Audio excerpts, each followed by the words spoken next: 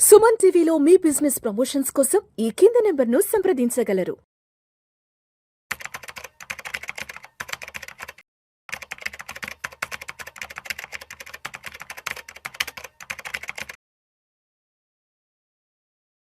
నమస్తే, welcome to Vishnu talks. నేను విష్ణు. ప్రస్తుతంతో పాటు certified financial planner and certified wealth manager Madhavi Reddy గారు ఉన్నారు. మేడం గారితో మాట్లాడదాం. మాధవిరెడ్డి గారు నమస్తే మేడం. నమస్తే అండి. Welcome to Vishnu talks and welcome to Suman TV. Thank you. So Madhavi Reddy గారు, చూస్తున్నాం కదా ప్రపంచ వ్యాప్తంగా కూడా ఎక్కడ చూసినా కూడా అనిశ్చితి, యుద్ధాలు, యుద్ధ భయాలు, ఆందోళనలు. ఏ ఒక్కరిలో చూసినా కూడా ఆందోళనలు, భయం వెంటాడుతున్నది. ఎవరు కూడా ఎక్కడా కూడా ఎవరు ప్రశాంతంగా లేరు, సంతోషంగా లేరు. ప్రతి ఒక్కరిని ఏదో ఒక భయం, ఆందోళన వెంటాడుతూనే ఉంది. సో ఏంటి ఇప్పుడున్న ఈ పరిస్థితుల్లో మరి మన పర్సనల్ ఫైనాన్స్ అనేది ఎలా మేనేజ్ చేసుకోవాలి? పెట్టుబడులు ఇప్పుడు అంటే ఇది ఇన్వెస్ట్ చేయడానికి సరైన సమయం అంటారా, లేదంటే ఇప్పటి వరకు పెట్టిన డబ్బుని వెనక్కి తీసేసుకొని విత్డ్రా చేసేసుకొని తీసుకెళ్ళి ఏదైనా సేవింగ్స్ లో పెట్టుకుని వాటిని వాడుకోవడం మంచిది అంటారా? ఎందుకంటే సిచ్యువేషన్స్ ఏమి అర్థం కావట్లేదు మాధవిరెడ్డి గారు. ఒక వారం 10 రోజుల నుంచి అయితే మాత్రం ప్రతి ఒక్కరు భయంతోనే బ్రతుకుతున్నారు. ఎవరు కూడా సంతోషంగా లేరు. కాబట్టి పర్సనల్ ఫైనాన్సెస్ ఎలా మేనేజ్ చేసుకోవాలి? సో ఎప్పటి నుంచో మనం చెప్తున్నాం అండి, అన్సర్టనిటీస్ కి ముందు ఫస్ట్ స్టెప్పే అన్సర్టనిటీస్ ని మనం హ్యాండిల్ చేసేటట్టుగా మన పర్సనల్ ఫైనాన్సెస్ ఫస్ట్ స్టెప్పే అది. అంటే ఎలా అయినా అంటే ఇప్పుడు చాలా మనం డిస్ట్రప్షన్స్ చూస్తూ ఉన్నాము. కొన్ని కంపెనీస్ లో జాబ్స్ ఉండొచ్చు, ఉండకపోవచ్చు. అలానే బిజినెస్లు కూడా కొన్ని రన్ అవుతున్నాయి, కొన్ని రన్ అవ్వట్లేదు. సో మీకు ఈ రోజు జాబ్ ఉంటుంది అంటే మీకు శాలరీ వస్తుందా లేదా ఈ మంత్ ఎండ్ కూడా, అంటే అలాంటి సిచ్యువేషన్స్ అనేవి మనకి ఎక్కువగా కనిపిస్తూ ఉన్నాయండి. దానికి నేను ఎప్పుడు కూడా ఇలాంటి కంటింజెన్సీ అనేది మనం ఎప్పుడు కూడా ప్లాన్ అనేది మెయింటైన్ చేసుకుంటూ ఉండాలి. చెప్పలేం కదండి ఎప్పుడు వార్ ఇంపాక్ట్ ఏ ఇండస్ట్రీ మీద, ఏ మ్యానుఫ్యాక్చరింగ్ యూనిట్ మీద, లేకపోతే ఏ సెక్టార్ మీద అది ఎంతవరకు ప్రభావం చూపుతుందో చెప్పలేం. కాబట్టి సో అందరూ కూడా ఒక కంటింజెన్సీ ప్లాన్ అనేది మనం ఒక 6 months మీది ఏదైతే ఎక్స్పెండిచర్ ఉంటుందో దాన్ని అయితే ఇప్పటికైనా మీరు రెడీగా పెట్టుకుంటే మంచిదండి ఇలాంటి సమయంలో. ఇంకొకటి ఏంటంటే మనకి ఎప్పుడు చెప్పుకున్నట్టుగా మనకి హెల్త్ ఇన్సూరెన్స్, ఎందుకంటే ఆర్గనైజేషన్ లోనే మనం వర్క్ చేయలేనప్పుడు ఆర్గనైజేషన్ కవర్ ఎక్కడ ఉంటుంది? ఆర్గనైజేషనే మనం ఉంటామో లేదో తెలియనప్పుడు ఇంకా ఆర్గనైజేషన్ కవర్ గురించి మీరు అందరూ కూడా అక్కడ ఉంది అని చెప్పి ప్రశాంతంగా కూర్చోకండి. ఎస్పెషల్లీ ఇలాంటి టైంలో ఇలాంటి అన్సర్టనిటీస్, అంటే ఇప్పుడు వార్ స్టార్ట్ అయిందండి, ఇది ఎంతవరకు వెళ్తుంది, ఇది ఇంపాక్ట్ అసలు స్టార్ట్ చేసినప్పుడు కూడా ఆయన ఏమన్నారు 2-3 రోజుల్లో అయిపోద్ది అన్నారు, లేకపోతే 2 weeks లో అయిపోతుందని. ఇంకా రకరకాలుగా పెద్ద ఇంపాక్ట్ ఉండకపోవచ్చు, చాలా చిన్న విషయం అన్నట్టుగా మొదలైందండి వార్ అనేది. బట్ ఇట్ హ్యాస్ టేకెన్, అంటే వెనిజులాలో ఆయన తీసుకొచ్చేసినంతగా ఫాస్ట్ గా అయిపోతుందేమో అనుకున్నారు ఇరాన్ తో. But Iran the way it has retaliate, ఆయన్ని కాకుండా అసలు వాళ్ళు మొత్తం మార్చేశారు. అంటే మొత్తం అంటే యుద్ధ దాని అంటే స్ట్రాటజీనే మార్చేసి అసలు ఎక్కడైతే ఆయిల్ ఉంటుందో అక్కడ వాళ్ళు డిస్ట్రప్షన్స్ చెయ్యడము, ఆ విధంగా అమెరికా మీద ఒత్తిడి తీసుకునేటట్టుగా వాళ్ళు ప్లాన్ చేశారు. అది కూడా ఆయన అంతలాగా ఊహించలేదు. ఇదంతా కూడా ఊహించినట్టుగా మనకు అన్ని కూడా ఆయిల్ డిస్టర్బ్స్ అవ్వడము, తర్వాత గ్యాస్ అంతా కూడా డిస్టర్బ్ అవ్వడము, అన్ని సప్లై చైన్ అంతా ఆ వరల్డ్ లోనే మొత్తం సప్లై చైన్ అంతా కూడా డిస్టర్బ్ అయిపోయింది.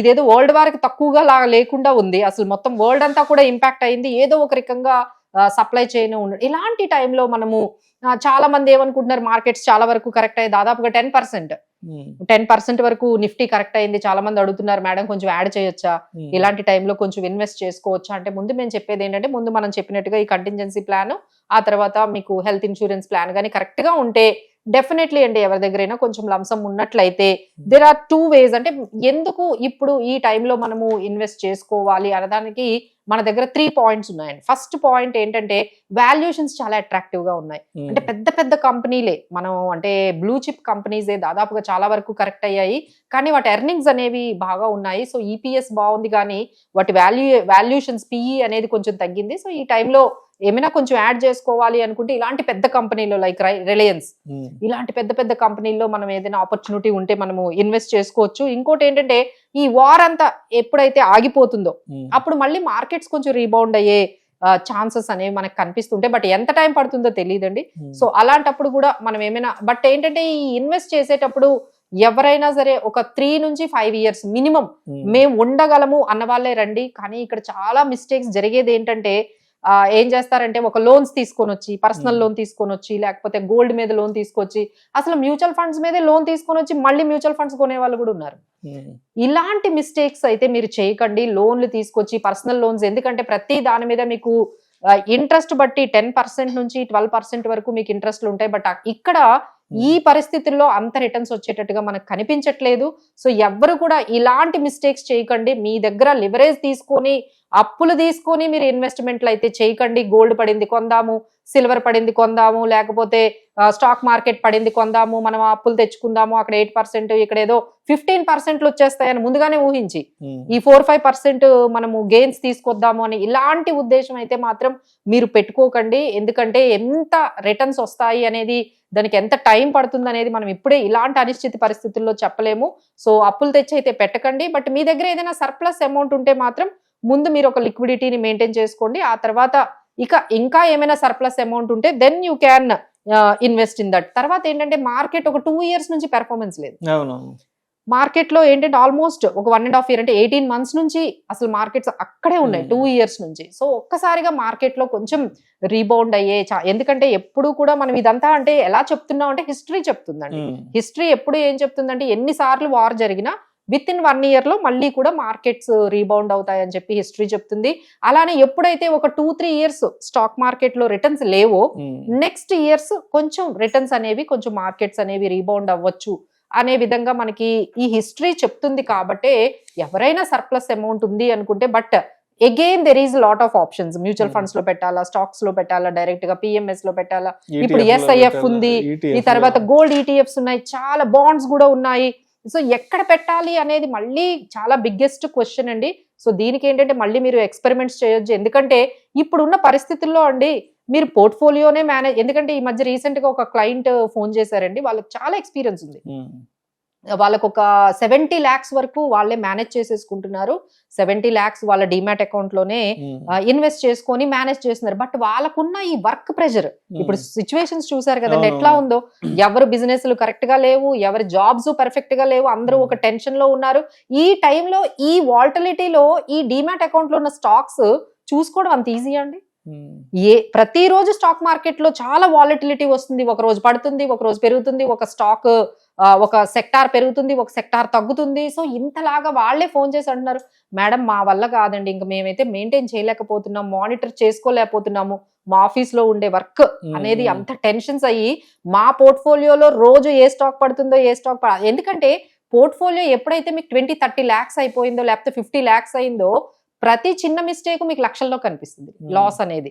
సో ఒక 5 lakhs వరకు మీరు ఇన్వెస్ట్ చేసుకొని మీరు మేనేజ్ చేసుకోవచ్చు. కానీ ఎప్పుడైతే పోర్ట్ఫోలియోస్ 50 lakhs 60 lakhs అయిపోతాయి, ఇక అక్కడి నుంచి చాలా కన్ఫ్యూజ్ అయిపోతారండి, చాలా భయపడతారు. ప్రతి చిన్న ఇంపాక్ట్ కూడా మీకు లక్షల్లో లాస్ ని తీసుకొస్తుంది కరెక్ట్ టైంలో మనం డెసిషన్స్ తీసుకోపోతే. సో వీళ్ళందరికీ మేము ఇచ్చే సలహా ఏంటంటే మీరు మీ వర్క్ మీద కాన్సన్ట్రేట్ చేయండి. మీకు ఆల్రెడీ చాలా ప్రెజర్స్ ఉన్నాయి, అది బిజినెస్ పరంగా కానీ అఫీషియల్ పర్పస్ గా కానీ మీకు చాలా బిజీ స్కెడ్యూల్స్ ఉంటాయి. So better you go with either ఎవరినైనా ఎక్స్పర్ట్స్ ద్వారా వెళ్ళండి, లేదు పిఎంఎస్లు ఉన్నాయి, SIFs ఉన్నాయి, మ్యూచువల్ ఫండ్స్ ఉన్నాయి, బాండ్స్ ఉన్నాయి, మార్కెట్ లో మంచి మంచి ప్రోడక్ట్స్ ఉన్నాయండి. వాటి ద్వారా మీరు మీ పోర్ట్ఫోలియోని ఒక ప్రొఫెషనల్స్ చేత, ఒక ఎక్స్పర్ట్ అంటే ఇంకా అదే పని మీద ఉంటారు కదండి వాళ్ళైతే so every day mutual funds లో ఉన్న ఫండ్ మేనేజర్లు కానీ, పిఎంఎస్ లో కానీ వీళ్ళందరూ కూడా అదే పనిలో ఉంటారు. కాబట్టి you can give it over these kind of portfolios to somebody to handle. మీరైతే ఎక్స్పెరిమెంట్స్ చేసి ఆ టెన్షన్ ని, ఆ ప్రెషర్ ని, మీరైతే ఆ స్ట్రెస్ ని అయితే తీసుకోవద్దని మేము ఖచ్చితంగా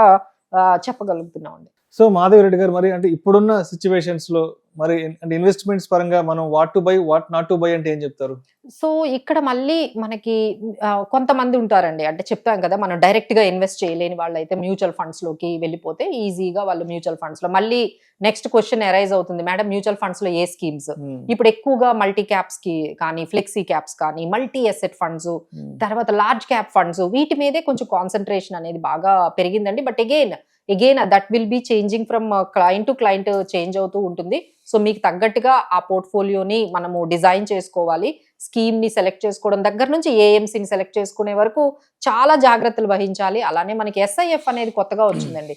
SIF లో ఏంటంటే ఇప్పుడు చాలా మంది ఏమనుకుంటారు, ట్రేడింగ్లు చేయలేకపోతున్నాము అంటే ఈ టైంలో ఎట్లా ఉంటుందంటే స్టాక్ మార్కెట్ పడిగినా ఈ షార్ట్ సెల్ చేసి కొంచెం గెయిన్ చేసుకోవాలి అనుకునే వాళ్ళు ఉంటారు. మీరు డైరెక్ట్ గా చేయక్కర్లేదండి, దానికి SIF అనే ప్రోడక్ట్ కూడా వచ్చింది. సో దాంట్లో మనకి ఏంటంటే 25% వాళ్ళు ఏంటంటే వాళ్ళు అన్హెడ్జ్డ్ పొజిషన్స్ తీసుకుంటారు. సో ఈ అన్హెడ్జ్డ్ పొజిషన్స్ వల్ల మార్కెట్ పడిపోతున్నా కొంచెం రిటర్న్స్ తెచ్చుకునే ఆ పర్టికులర్ స్ట్రాటజీస్ చేసే ఫండ్ మేనేజర్స్ ఉన్నారు. సో మనం అలా ఎవరైనా ట్రేడింగ్ లోకి వెళ్ళాలి అంటే మీరు డైరెక్ట్ గా వెళ్ళకండి, దానికి SIF ప్రోడక్ట్స్ ఉంటాయి. సో అలా వాళ్ళు SIF ప్రోడక్ట్స్ లోకి వెళ్ళొచ్చు. అలానే మనకి వద్దు మేడం మాకు అసలు ఈక్విటీ వద్దు, లేకపోతే ఇంత వాల్టిలిటీ వద్దు, ఏమీ వద్దు, బట్ మాకు 9% చాలు అనుకునే వాళ్ళకి బాండ్స్ ఉన్నాయి, డెట్ మ్యూచువల్ ఫండ్స్ ఉన్నాయి, ఆర్బిట్రాజ్ ఫండ్స్ ఉన్నాయి, బ్యాలెన్స్డ్ ఫండ్స్ ఉన్నాయి, చాలా ఆప్షన్స్ ఉన్నాయండి. మాకు ఇంత వాల్టిలిటీ వద్దు, మాకు 2-3 ఇయర్స్ ఉన్న వాళ్ళకి ఈక్విటీ అసలు వెళ్ళకూడదండి. ఇప్పుడు ఏవైతే మనం చెప్తున్నామో ఈక్విటీ ప్రోడక్ట్స్ అన్ని కూడా మినిమం 3 ఇయర్స్ 5 ఇయర్స్ ఉన్న వాళ్ళకే, బట్ మాకు 1 ఇయర్ 2 ఇయర్ మేము పార్క్ చేసుకుంటాము అంటే వాళ్ళందరికీ కూడా ఈక్విటీ డెట్ మ్యూచువల్ ఫండ్స్ బాగుంటాయి, బాండ్స్ బాగుంటాయి. అలానే మనకి కొన్ని డైరెక్ట్ మనకి ప్రైమరీలో కూడా మనం బాండ్స్ కొనుక్కోవచ్చు, సెకండరీలో కూడా బాండ్స్ కొనుక్కోవచ్చు. అలానే గోల్డ్ అండ్ సిల్వర్ ETFs లో కూడా హెడ్జింగ్ లాగా కొంచెం ఇన్వెస్ట్ చేసుకోవచ్చు అండి. So right now we're giving all these products, mutual funds, equity అనేవి long term 3 and above years, 5 years above వాళ్ళకి వెళ్తే 1 to 2 ఇయర్స్ ఉన్న వాళ్ళకైతే మనము debt mutual funds and bonds చెప్పొచ్చు. బట్ ఓవరాల్ గా ప్రతి ఒక్కరు ఒక 20% గోల్డ్ అండ్ సిల్వర్ కి హెడ్జ్ చేసుకుంటూ వాళ్ళ పోర్ట్ఫోలియోని అసెట్ అలొకేషన్ మీద ఎక్కువగా వాళ్ళు కాన్సన్ట్రేట్ చేస్తే బాగుంటుంది. మేడం ఇవన్నీ వద్దు, so better someone has to handle, ఇవన్నీ వాళ్ళకే ఇచ్చేస్తాము, సో వాళ్ళే ఎక్స్పర్ట్స్ చూసుకుంటారు అనుకుంటే ఆ ఆప్షన్ కూడా బెటర్ గానే ఉంటుంది. Right. Thank you so much Madhu Reddy గారు. Thank you.